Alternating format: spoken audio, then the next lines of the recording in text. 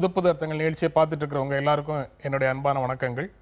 இன்றைய நிகழ்ச்சியில் பங்கேற்பதற்காக மார்க்சிஸ்ட் கம்யூனிஸ்ட் கட்சியின் சிந்தன் அவர்களும் பதிப்பாளர் பத்ரி சேஷாத்ரி அவர்களும் நம்ம அரங்கத்துக்கு வந்திருக்கிறாங்க. வணக்கம். சாதி ஆணவ கொலைகள் தொடர்பாக திமுகவும் அதிமுகவும் ஏன் அமைதியாக இருக்கின்றன அப்படின்னு சமஸ் எழுதிய ஒரு கட்டுரை தமிழ் இந்துவில் வந்திருக்குது. செயல்பாட்டாளர்கள் திராவிட இயக்கத்தின் மீது குற்றம் சாட்டுகிறார்கள் அப்படிங்கிற தலைப்பில் ஒரு ஆங்கில நாளிதழில் ஒரு செய்தி ஆய்வு கட்டுரையும் வந்திருக்குது. கட்சிகள் யார் யார் கண்டனம் தெரிவித்திருக்கிறார்கள் இந்த படுகொலையை எதிர்த்து அப்படின்னு பார்க்கும்போது பாஜக, காங்கிரஸ், மக்கள் நல கூட்டணி போன்ற கட்சிகள் எதிர்ப்பு தெரிவிக்குது. திராவிட முன்னேற்ற கழகம், அதிமுக இந்த இரண்டு முக்கியமான கட்சிகளிடமிருந்து எந்த விதமான கண்டனங்களும் எதிர்வினைகளும் இது வரைக்கும் வரல. ஸோ அந்த அடிப்படையில் செயல்பாட்டாளர்கள் சொல்கிற மாதிரி இது திராவிட இயக்கத்தின் மீது குற்றம் சாட்டுதல் அப்படிங்கிறது சரியா? திராவிட இயக்கம் அப்படின்னு ஒட்டுமொத்தமாக பார்த்தா முதல்ல இந்த திராவிட கட்சிகள் இரண்டும் அந்த இயக்கத்துடைய நீட்சியாகத்தான் இருக்கின்றனவா, இயக்கத்துடைய கொள்கை முழக்கங்களுக்கு நியாயமாக இருந்திருக்காங்களா, இல்லை கொள்கை முழக்கங்களை பயன்படுத்திக்கிட்டாங்களாங்கிறது இருக்குது. பயன்படுத்த திராவிட இயக்கம் அனுமதிச்சிருக்கிறாங்கிற கேள்வியும் அதோட சேர்ந்துருக்கு. ஸோ என்னை பொறுத்த வரைக்கும் முக்கியமான எதிர்க்கட்சிகள் அது திமுக, அதிமுக, தேமுதிக இந்த மூணுமே இந்த விஷயத்தில் மௌனம் காக்கிறதுங்கிறது சரியில்லை.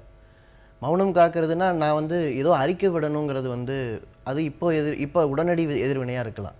களத்தில் இது மாதிரியான சக்திகள் உருவாகும் போது இந்த கட்சிகளில் பணியாற்றுகிற முக்கியமான நிர்வாகிகள் சாதிய சக்திகளுக்கு ஆதரவாக இருக்கிறாங்களா, எதிராக இருக்கிறாங்களா, இந்த முயற்சிகளுக்கு எந்த விதமான தத்துவார்த்த எதிர்நிலையை எடுக்கிறாங்க.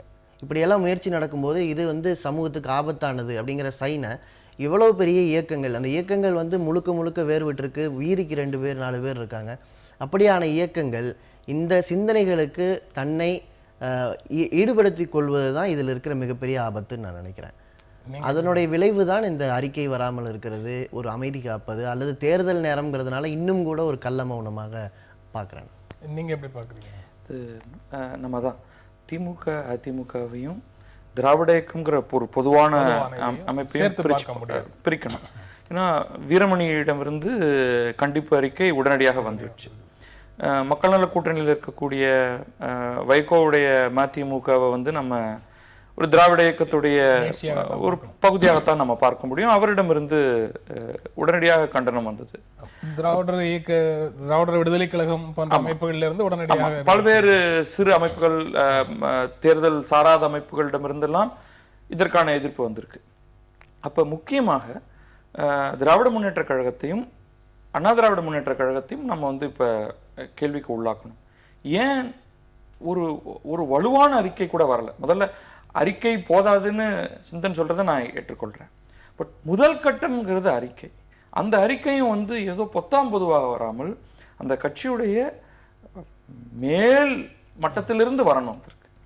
வருவது பொதுவாக நாங்கள் கொலையை கண்டிக்கிறோம், இதற்கெல்லாம் நாங்கள் எதிர் அப்படிங்கிறத தாண்டி இந்த கொலையுடைய வேர் எங்கிருக்கிறது? ஏன்னா இதற்காகத்தான் நாங்கள் இந்த ஒரு விதமான சமூக நீதியை நிலைநாட்டுவதற்காகத்தான் நாங்கள் போராடி கொண்டிருக்கிறோம் அப்படின்னு சொல்லும் பொழுது அது ஒரு செலக்டிவ் சமூக நீதியாக ஆகிவிடக்கூடாது. இப்போ அதற்கு நீங்க என்ன ஒரு பங்களிப்பை செய்திருக்கிறோம், செய்ய போகிறோம், ஏன்னா தொடர்ந்து ஆட்சியில் இருப்பவர்கள், ஆட்சிக்கு அடுத்து வரப்போகிறவர்கள் அப்படிங்கிற ஒரு போர்வையில தானே அவங்க இருக்காங்க. அப்ப இது இது இவ்வளவு மேம்போக்காக ஒன்றுமே சொல்லாமல் விட்டதுங்கிறது ஒரு மிகப்பெரிய குற்றம். பட் அதை தாண்டி தொலைக்காட்சியில் அந்த கட்சியில் சார்பாக பேசக்கூடியவர்கள் எல்லாம் சொல்வதெல்லாம் நாங்கள் கொலைகளுக்கு எதிரானவர்கள் அப்படின்னு சொல்றதெல்லாம் போதவே போதாது. களத்துல நிறைய வேலைகள் இருக்கு. அதை இவர்கள் செய்யாமல் பிறர் செய்ய வேண்டும் அப்படின்னு எதிர்பார்ப்பதும் சரியில்லை. களத்தில் நிறைய வேலைகள் இருக்கு அப்படின்னு பத்தி சொல்றாரு. நீங்களும் கிட்டத்தட்ட அதே மாதிரியான கருத்தை தான் சொல்றீங்க. ஆனா பள்ளிக்கூட குழந்தைகள் சாதி அடிப்படையில் கயிறுகளை கட்டி கொண்டு வருவதற்கும்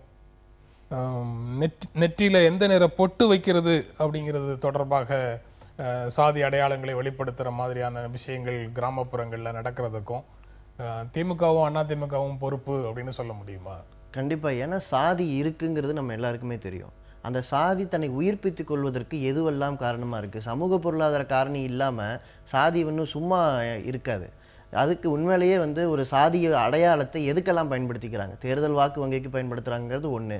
ஒரு தொழில் ஆரம்பித்தால் அந்த தொழிலுக்கான உடனடி சந்தையாக சாதிய நெட்வொர்க்கை பயன்படுத்துகிறாங்க.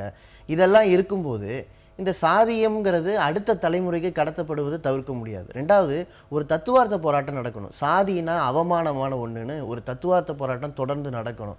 இந்த சாதியால் எனக்கு பலன் இல்லை, சாதியை வைத்துக்கொண்டு என்னால் எந்த தனிப்பட்ட லாபத்தையும் சம்பாதிக்க முடியாது என்கிற ஒரு நிலைமை வரணும்.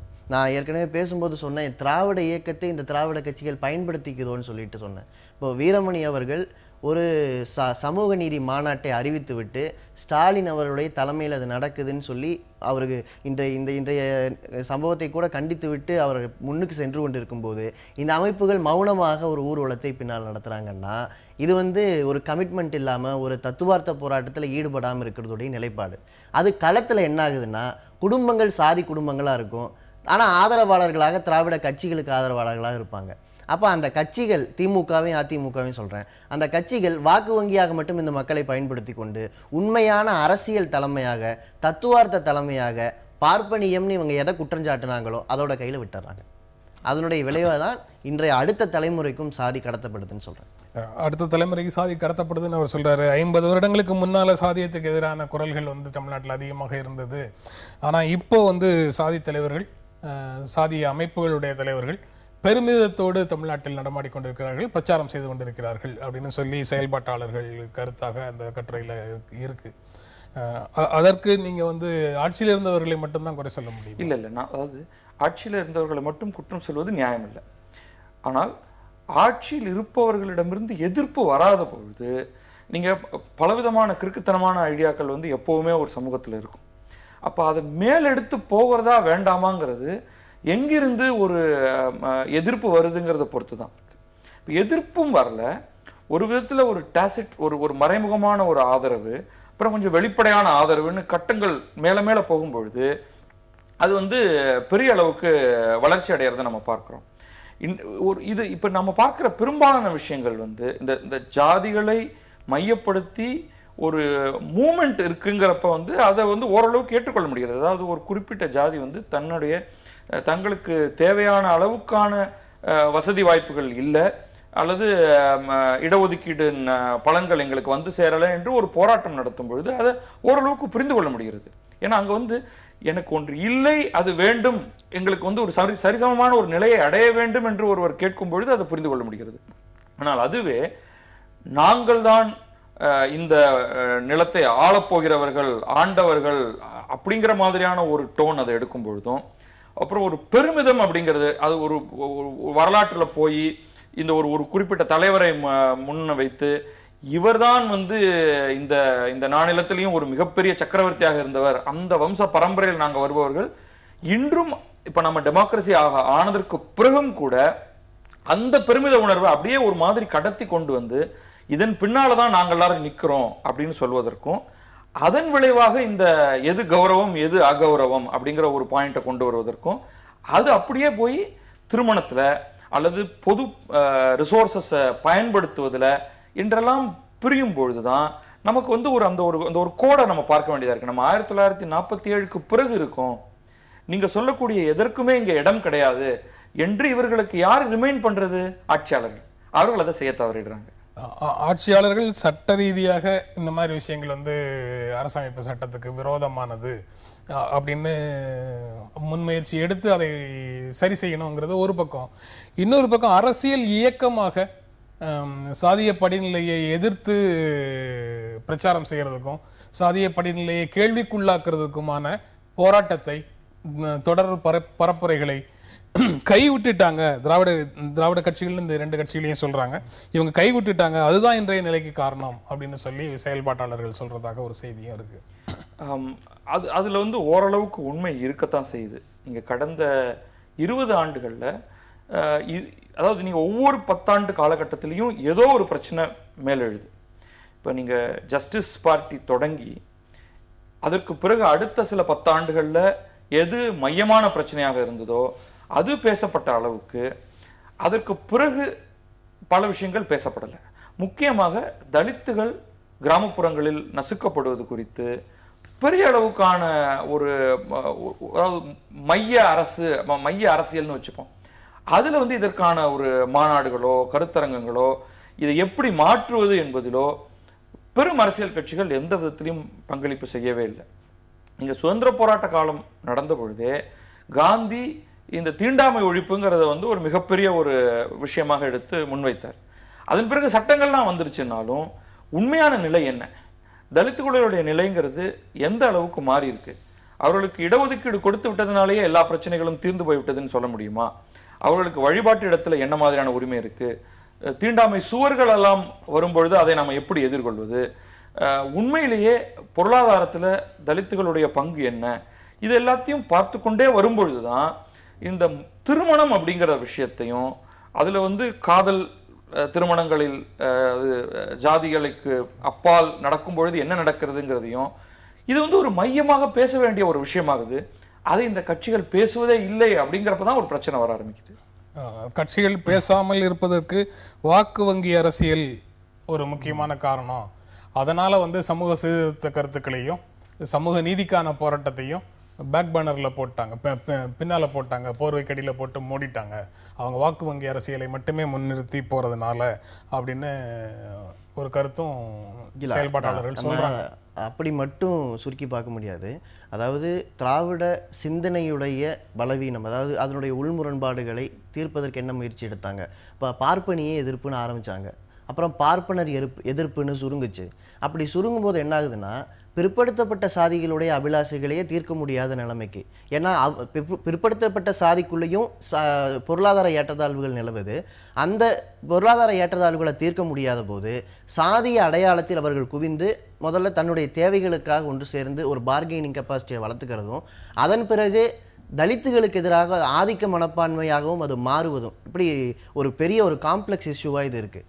திராவிட கருத்தியலுடைய பிரச்சனை என்ன ஆயிடுச்சுன்னா, பார்ப்பனிய எதிர்ப்பாக சுருங்கிய பிறகு அதை மீண்டும் ஒரு பார்ப்பனிய எதிர்ப்பு, சித்தாந்த ரீதியிலே ஏற்றதாழ்வு, படிநிலை சமூக அமைப்புக்கான எதிர்ப்புன்னு மாற்ற முடியாமல் ஏற்பட்ட ஒரு குழப்ப நிலை. ரெண்டாவது, அரசியல் கட்சியாக அவர்கள் மாறிய பிறகு நீங்கள் சொல்கிற இந்த வாக்கு வங்கிங்கிறது அதில் ஒரு முக்கியமான ரோலை ப்ளே பண்ணுது.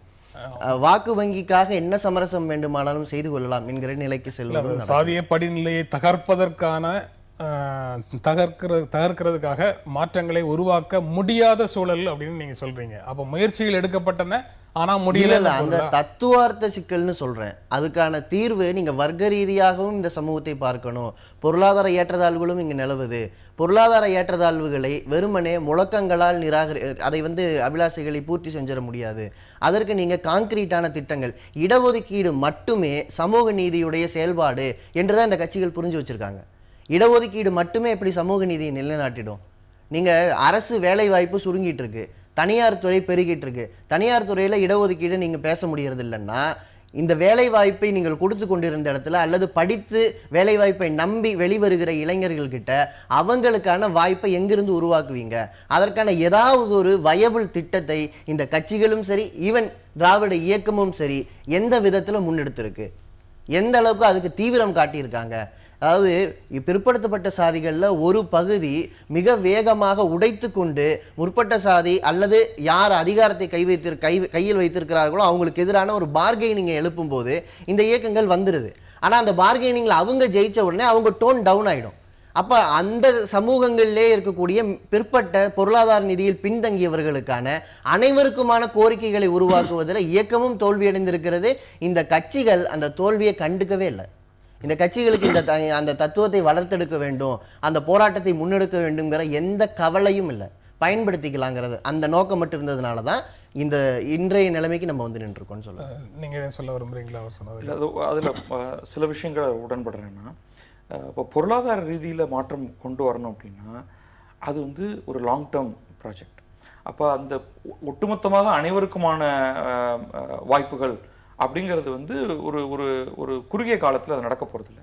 அப்போ ஒவ்வொரு கட்டத்திலையும் கொஞ்சம் ரீடிஸ்ட்ரிபியூஷன் அப்படிங்கிறது நடந்துக்கிட்டே இருக்கணும். ரொம்ப பின்தங்கி போனவர்களை பார்த்து பார்த்து கவனமாக இங்கே இந்த பகுதி பின்தங்கி போயிடுச்சு, இந்த சாதியினர் இந்த சமூக அமைப்பினர் பின்தங்கி இருக்காங்க, அவர்களிடம் உடனடியாக நம்ம சில வசதிகளை கொண்டு போய் சேர்க்கவில்லை என்றால் நாளைக்கு பிரச்சனை வரப்போகுது அப்படிங்கிறது முன்கூட்டியே யோசித்து சில காரியங்களை செய்யணும். அதில் வந்து அரசு எந்திரங்கள் தோல்வியுற்றுடுங்க.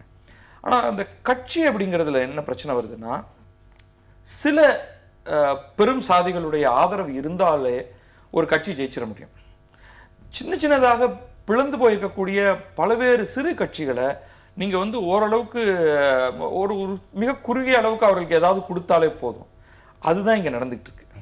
நீங்க வந்து பங்கிடுதல்ங்கிறது வந்து சரிசமமாக அனைவருக்கும் போய் சேரக்கூடிய மாதிரியான ஒரு மீடியேஷன் இங்க நடக்கிறது கிடையாது. அதன் விளைவாகத்தான் ரொம்ப ஒரு சில சாதிகள் மட்டுமே குவிமையம் ஆயிருது அனைத்து விதமான பொலிட்டிக்கல் அதிகாரத்தை பெறுவதில். எக்கனாமிக் அதிகாரம், பொருளாதாரம் எந்த மாதிரியாக பறந்துபட்டிருக்கு, கல்வி எப்படி பரவி இருக்கு அப்படிங்கிறது வேற ஸ்டோரி.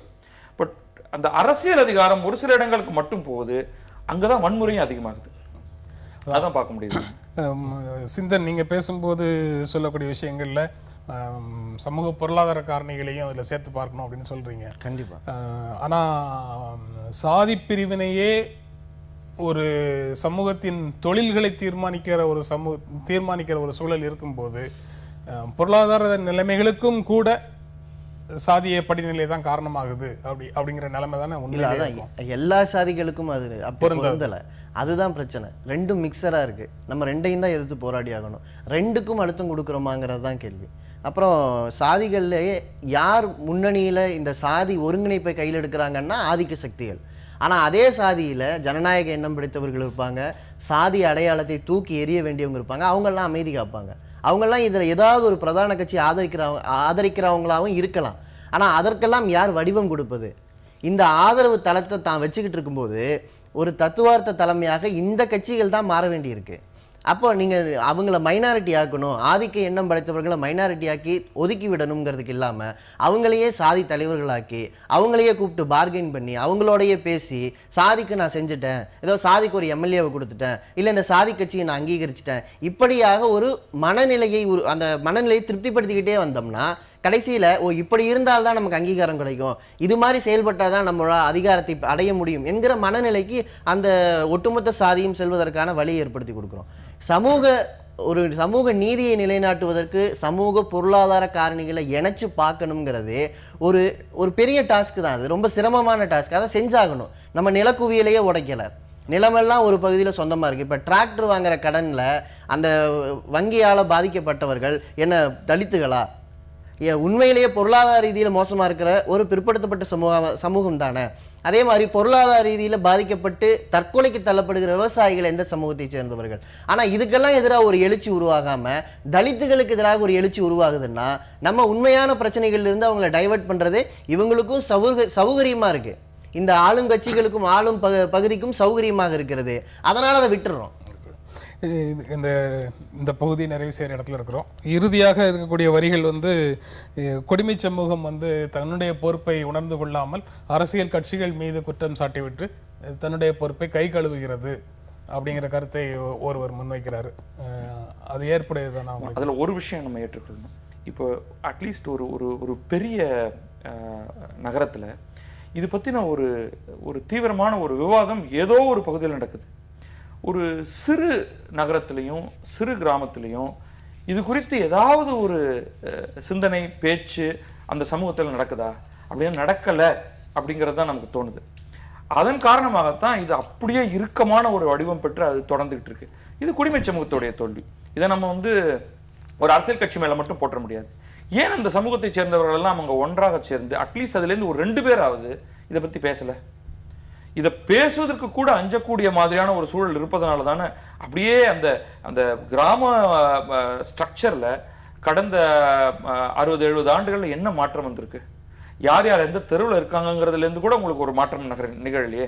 அதுதானே இது தொடர்ந்து வந்துட்டு இருக்கு. அப்போ நம்ம கிராமத்தை உடைக்க வேண்டிய ஒரு நிலையில் இருக்கோம். நம்ம அது ஒட்டுமொத்தமாக உடைத்து மாற்ற வேண்டிய ஒரு நிலையில் இருக்கோம். இது வந்து காந்தி நேரு காலத்திலிருந்து பேசிக்கொண்டு வந்திருக்கக்கூடிய ஒரு விஷயம். இது இப்போ இன்னமும் அதை பற்றி நம்ம பேசாமல் இருக்கிறது வந்து ஒரு வருத்தம் தரத்தக்க ஒரு விஷயமா இருக்கு. இந்த தேர்தலில் பயங்கரவாத இயக்கத்தை சேர்ந்தவர்கள் அரசியல் கட்சிகள் மூலம் சீட்டு பெற்று போட்டியிட்டு எம்எல்ஏக்கள் ஆக திட்டமிட்டிருக்கிறாங்க.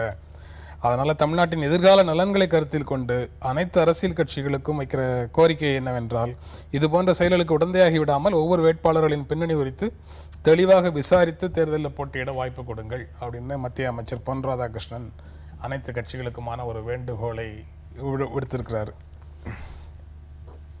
அந்த வேண்டுகோளை நீங்க எப்படி பாக்குறீங்க பத்ரி?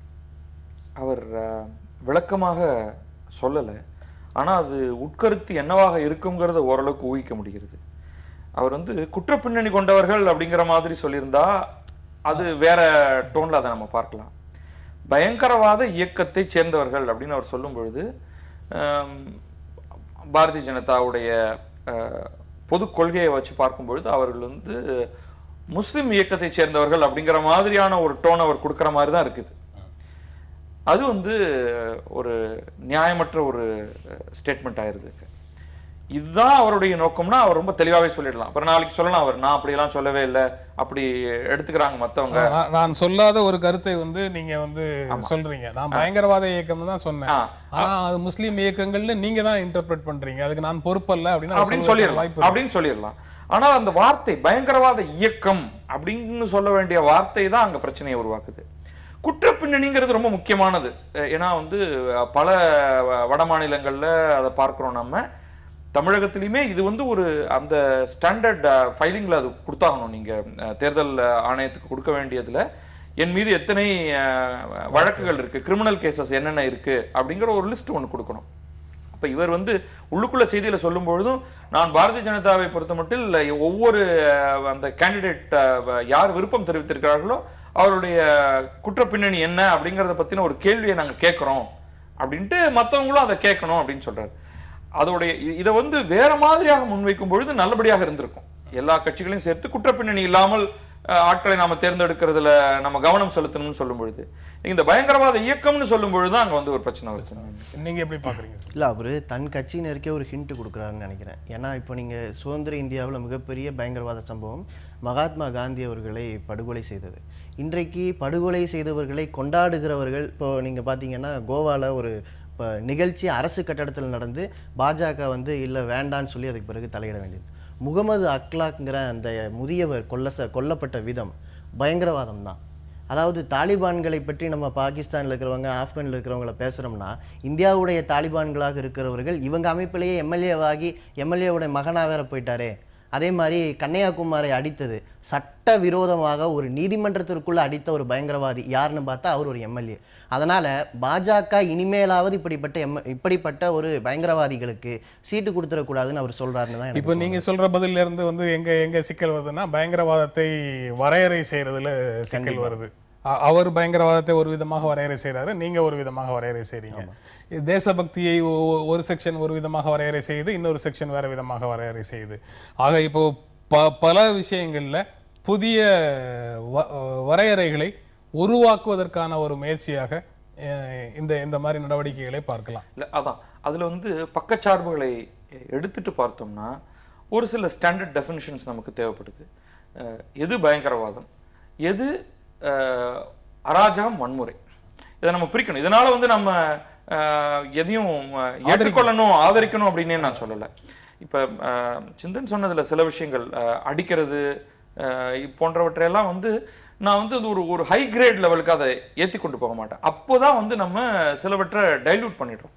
பயங்கரவாதம் நம்ம பொதுவாக சொல்லும் பொழுது ஆயுதமேந்திய பயங்கரவாதம், ஒரு ஒரு பரந்துபட்ட மக்கள் திரளுக்கு எதிராக சில காரியங்களை செய்வது, தனிப்பட்ட அரசியல் எதிரிகளை கண்டுபிடித்து அவர்களை சுட்டுக் கொள்வது, இந்த மாதிரியாக இப்ப பார்லிமெண்ட்ல குண்டு வைக்கிறது, இந்த மாதிரியான சிலவற்றை தான் நம்ம பயங்கரவாத செயல் அப்படிங்கறதுல இருப்போம். அவர்களுக்கு ஒரு தெளிவான ஒரு கருத்து இருக்கும்.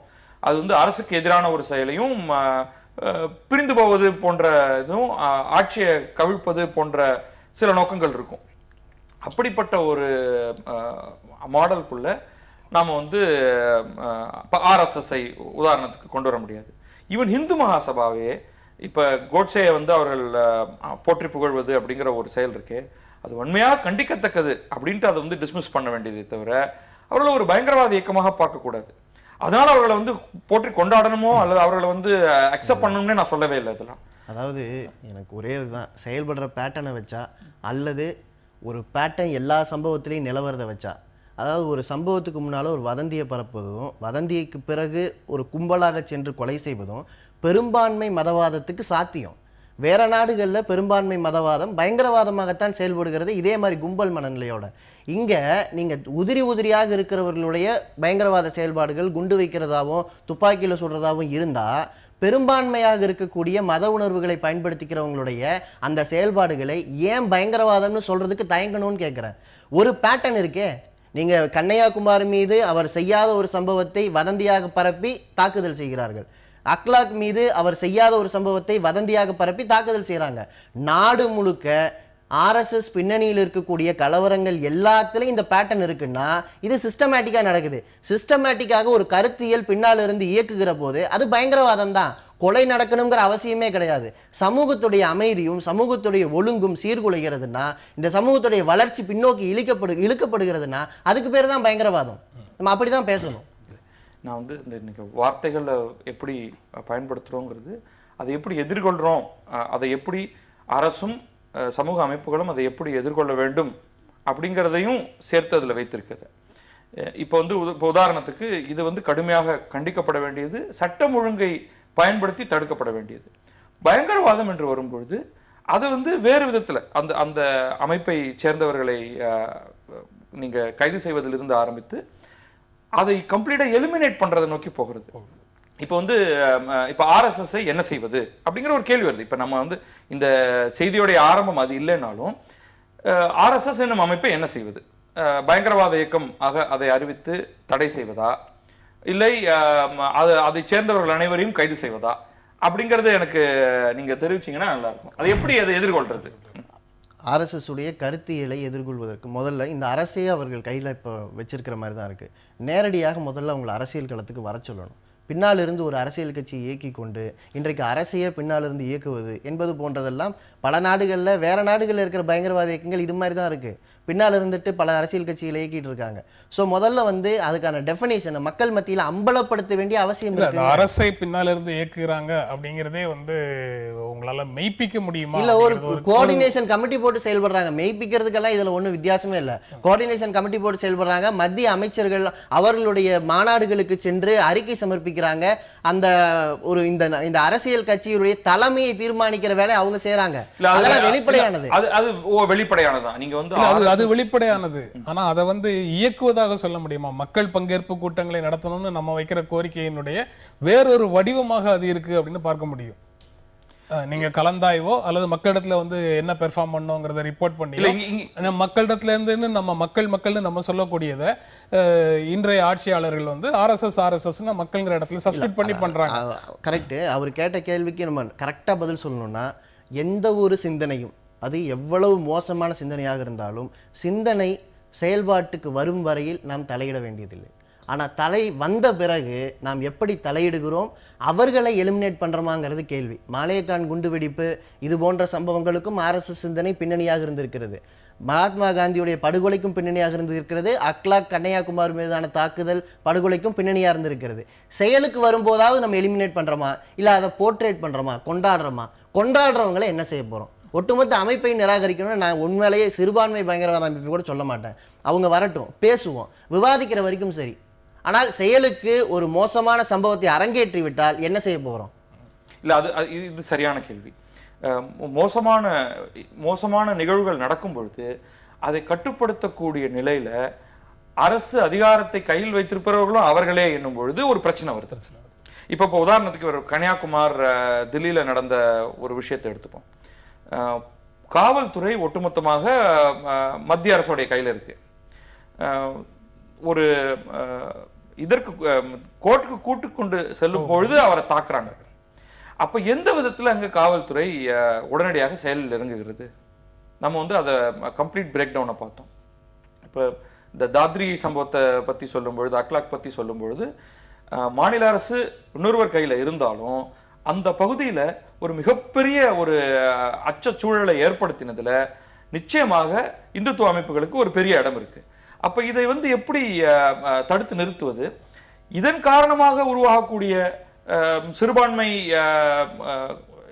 எதிர்ப்பு டு பயங்கரவாதம் வரைக்கும் போகக்கூடிய செயல் இப்போ ஆக்ஷன் ரியாக்ஷன் இது ரெண்டுத்திலையும் நம்ம வந்து ஒரு கடுமையான ஒரு ஸ்டாண்ட் எடுக்கணுங்கிறதுல எனக்கு மாற்று கருத்தே கிடையாது.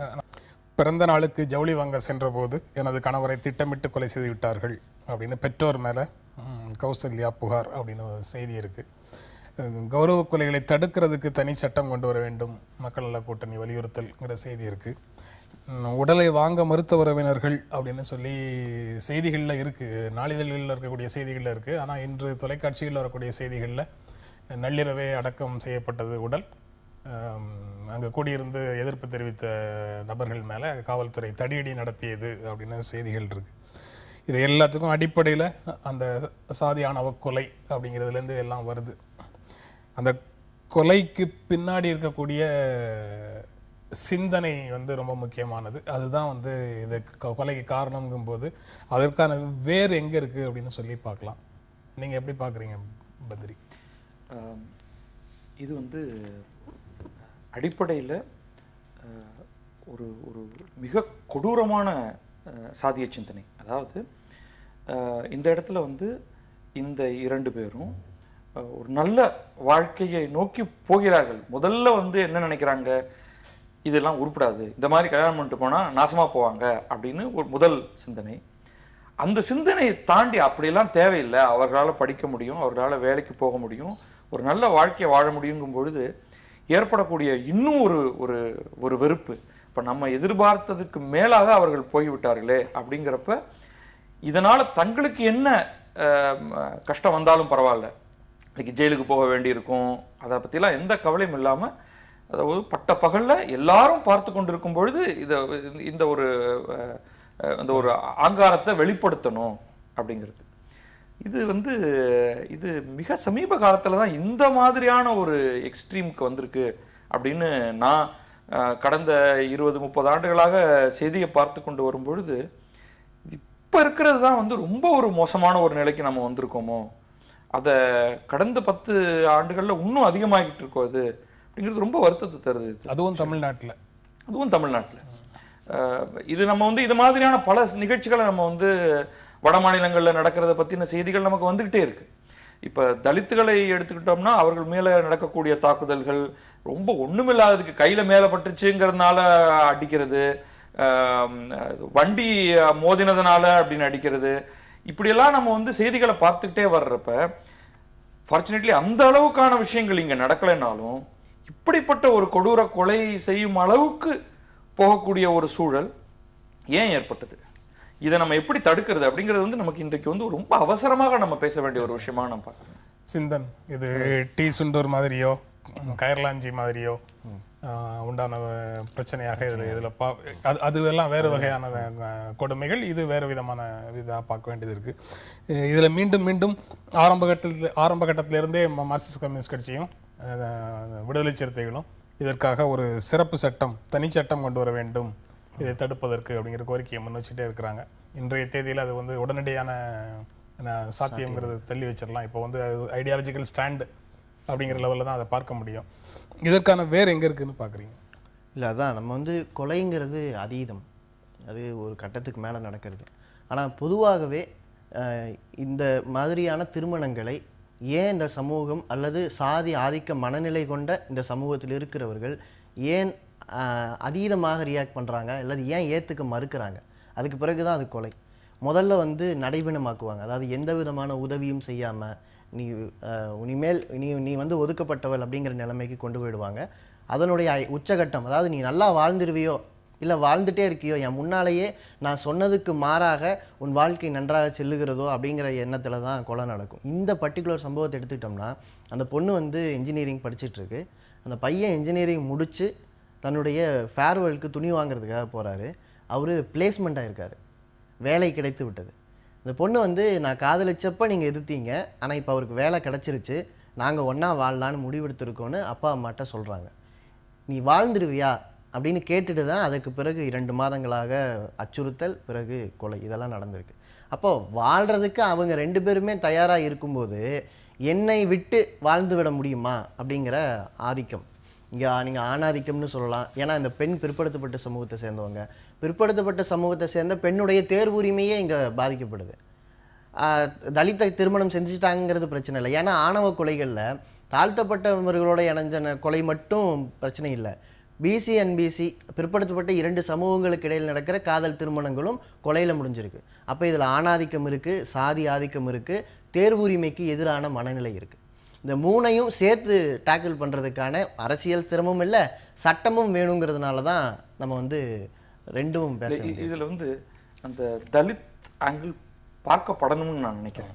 நீங்கள் வந்து காதல் திருமணங்கள் தமிழகத்தில் தொடர்ந்து நடந்துக்கிட்டே இருக்கு. அது பல்வேறு சாதி படிநிலையில் இருக்கிறவங்களுக்கு இடையேயான திருமணங்கள் நடந்துகிட்டு இருக்கு, மதம் தாண்டின திருமணங்கள் நடந்துகிட்டு இருக்கு. ஆனால் பெரிய ஹைலைட்டாக கடந்த 2 வருடத்தில் நடந்த பிரச்சனைகள் என்னென்னு பாருங்க. இந்த இளவரசன் திவ்யாலேருந்து ஆரம்பித்து திருமணமே நடக்காத கோகுல்ராஜ் கேஸை எடுத்து அப்புறம் இது அப்படின்னு பார்க்கும்பொழுது அது எல்லாத்துக்குமான ஒரு காமன் சரடாக நான் வந்து இந்த தலித் அப்படிங்கிற விஷயத்தை பார்க்குறேன். அதை தள்ளி வச்சிட முடியாது. பிற இடங்களில் சிந்தன் சொல்கிற மாதிரி அந்த வீட்டை விட்டு விலக்கி வைக்கிறது, எந்த சொத்துரிமையும் தராமல் இருக்கிறது போன்றவைகள் நடக்கிறத வந்து நம்ம வந்து தொடர்ந்து பார்த்துட்டு இருக்கோம். நம்ம அதில் நாம் எடுத்துக்கொள்ள வேண்டிய ஒரு நிலைப்பாடுங்கிறது வேற, இங்கே நம்ம எடுக்க வேண்டிய நிலைப்பாடுங்கிறது முற்றிலும் வேறானது. இந்த சட்டம்ங்கிறது வந்து வெறும ஒரு ஐடியாலஜி மட்டும் இல்லை, இது வந்து ஒரு நடைமுறையும் சார்ந்த ஒரு சில விஷயங்கள். இப்போ சட்டத்தை அடிப்படையாக வைத்து தான் நீதிமன்றங்கள் இயங்குகின்றன. மிக கடுமையான ஒரு சட்டத்தை நம்ம கொண்டு வர முடியும். இதை வந்து ஒரு ஃபாஸ்ட் ட்ராக் கோர்ட்டை நம்ம இதற்காகவே நம்ம அமைக்க முடியும். அதன் மூலமாக ரொம்ப எளிதாக வெளியில் வர முடியாத மாதிரியான சில அமைப்புகளை நம்ம ஏற்படுத்தினோம்னா இது ஓரளவுக்கு இந்த விஷயத்தை தணிக்கும். இப்போ இருக்கக்கூடிய சட்ட அமைப்பில் அப்படி போயிட்டு இப்படி வெளில வந்துட்டு போய்கிட்டே இருக்கலாம் அப்படிங்கும் பொழுது இந்த குற்றச்செயல்கள் செய்வது அதிகமாகுது உங்களுக்கு. அதை தடுப்பதற்கு வந்து சட்டத்தை கொண்டு வருவதற்கு யார் ஆட்சியில் இருந்தாலும் அவர்கள் நம்மளால நெருக்குதல் கொடுக்க முடியும். சட்டம் அவசியம் அப்படிங்கிறத வந்து வலியுறுத்துறாரு அவர். கண்டிப்பா சட்டம் அவசியம். நான் இதுக்கு பின்னால் இருக்கிற ஆணாதிக்க ஆங்கிலையும் பார்க்கணும்னு நினைச்சேன். பட் அதுக்குன்னு தலித் கொஸ்டினை நிராகரிக்க முடியாது. நீங்க இதே மடத்துக்குளத்தில் 8 வருஷத்துக்கு முன்னால் 2009 ஸ்ரீதேவி பத்ரகாளின்னு 2 ஜோடிகள் இதே விதமாக திருமணம் செய்து இரவு நேரத்தில் இதே விதமான ஒரு கொலை நடந்திருக்கு. அந்த குற்றவாளிகளையே காவல்துறை கைது செய்யலை. சட்டம் ஒரு பக்கம் கேட்டுக்கிட்டு இருக்கோம். ஆனால் காவல்துறையை செயல்பாடுன்னு பார்த்தீங்கன்னா சட்டமே வந்துட்டாலும் இந்த காவல்துறை யாருக்கு சாதகமாக செயல்படும்? சாதி ஆணவம் தலைவிரித்தாடும் போது அதை தடுக்கிறதுக்கு இவங்க தடியெடுப்பாங்களா? நீங்கள் இந்த பையனுடைய சங்கருடைய உடலை நேற்றிரவு அடக்கம் செஞ்சுருக்காங்க. அடக்கம் செய்வதற்கு ஏற்பாடு செய்தது காவல்துறை. வீட்டுக்கே எடுத்துகிட்டு போகல, இறுதிச் சடங்குகளுக்கான எந்த வாய்ப்பையும் கொடுக்கல. அந்த பெண் மருத்துவமனையில் இருக்காங்க. ஒரு கடைசி முறை தன்னுடைய கணவன் முகத்தை பார்க்க விடலை. அந்த உடலை நேரடியாக எடுத்துக்கொண்டு போய், ஏன்னா இது ஒரு அரசியல் பிரச்சனை ஆகிடக்கூடாதுங்கிறதுல அவ்வளோ கவனம் இருக்குது. நான் கேட்குறது, சமூகம் எவ்வளோ நெருக்கடியில் இருக்குது.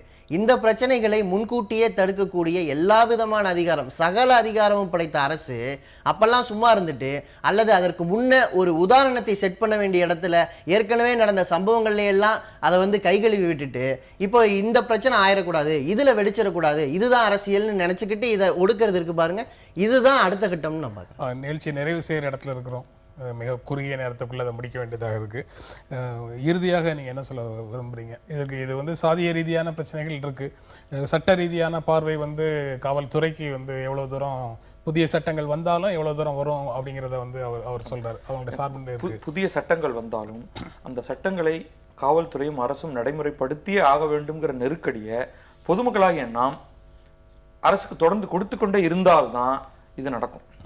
நம்ம வந்து எவ்வளவோ இடங்கள்ல இது மக்கள் வந்து தங்களுடைய வெறுப்பை காண்பித்து அரசை மாற்றியிருக்கிறார்கள். அப்பா வேண்டாம்ப்பா, இந்த மாதிரியான பிரச்சனைகள் நம்ம வந்து நம்ம செயல்படலைன்னா நம்ம மேல அது ஒரு பெரிய கருப்பு புள்ளியாக விழுந்து விடும் என்ற ஒரு பயம் ஆட்சியாளர்களுக்கு இருக்கும்.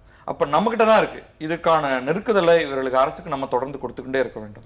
இதை வந்து மத தலைவர்கள் வந்து இதற்கு எதிரான குரலை எழுப்பணும் அப்படிங்கிற பார்வையை நீங்க எப்படி பார்க்கலாம்?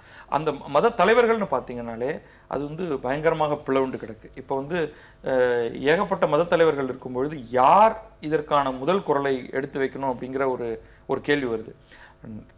இதை வந்து ஒரு பெரிய இஷ்யூவா எடுத்துக்கிட்டு தமிழகத்தைச் சேர்ந்த அனைத்து மத தலைவர்களும் ஒன்றாகவே சேர்ந்து ஒரு மாநாடு நடத்தி ஒரு ஸ்டேட்மெண்ட் கொடுக்கணும்.